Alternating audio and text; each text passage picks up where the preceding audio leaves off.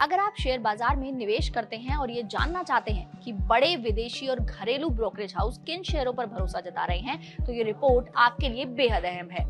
इसमें कई दिग्गज ब्रोकरेज ने अलग अलग कंपनियों पर अपनी नई राय जारी की है, जिससे आपको ये समझने में मदद मिलेगी कि आने वाले समय में किन शेयरों में दम दिख सकता है और कहां आपको सावधानी बरतनी है। तो सबसे पहले बात करते हैं डिक्सन टेक्नोलॉजीज की। डिक्सन टेक्नोलॉजीज पर यूबीएस का भरोसा कायम है और बाय कॉल बरकरार रखी है। हालांकि टारगेट प्राइस को घटाकर 13,800 किया गया है। ब्रोकरेज का कहना है कि शॉर्ट टर्म की चुनौतियां पहले ही कीमत में शामिल हो चुकी हैं, जबकि लॉन्ग टर्म के लिए आउटलुक मजबूत है। स्मार्टफोन कीमतें बढ़ने से FY27 की वॉल्यूम पर जरूर असर हो सकता है, लेकिन FY28 में रिकवरी की उम्मीद है। अगला शेयर है ट्रेंड। इस पर अलग अलग ब्रोकरेज की अलग अलग राय है। सिटी ने ट्रेंड पर सेल कॉल दिया है और टारगेट प्राइस को 4100 किया है। बर्नस्टन ने आउट परफॉर्म की रेटिंग दी है और 5000 का टारगेट दिया है, जबकि HSBC ने बाय कॉल के साथ 4830 का लक्ष्य रखा है और जेफरीज ने होल्ड कॉल के साथ 4675 का टारगेट दिया है।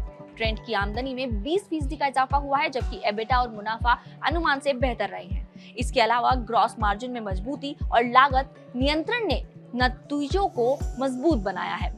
कंपनी ने 2500 करोड़ तक फंड जुटाने की मंजूरी भी दी है, जिससे विस्तार और निवेश की योजना आगे बढ़ेगी। अगला शेयर है टाटा कम्युनिकेशंस। इस पर CLSA ने आउट परफॉर्म कॉल दी है और 2280 का टारगेट रखा गया है। कंपनी की Q4 में आमदनी 9% बढ़ी, डेटा कारोबार 12% बढ़ा, जबकि डिजिटल पोर्टफोलियो सेवाओं में 19% की ग्रोथ रही। नए CEO की टिप्पणी भी मजबूत मानी जा रही है। इसके अलावा टेक महिंद्रा पर ब्रोकरेज की मिलीजुली राय है। HSBC ने बाय कॉल और टारगेट को 1780 रखा है। जेफरीज ने अंडर परफॉर्म कॉल दी है और 1225 का लक्ष्य रखा है।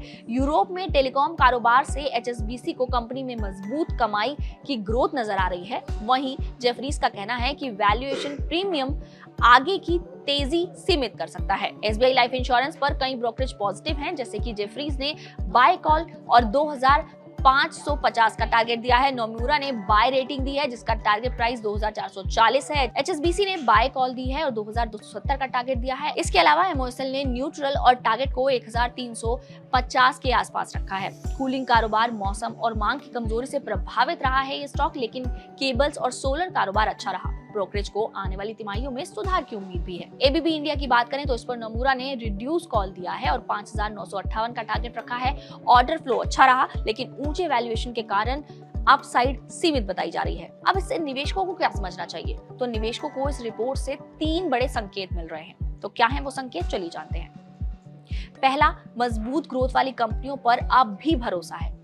दूसरा, जहां वैल्यूएशन ज्यादा है वहां ब्रोकरेज सावधान है। तीसरा, आने वाले समय में चुनिंदा शेयर ही बेहतर रिटर्न दे सकते हैं।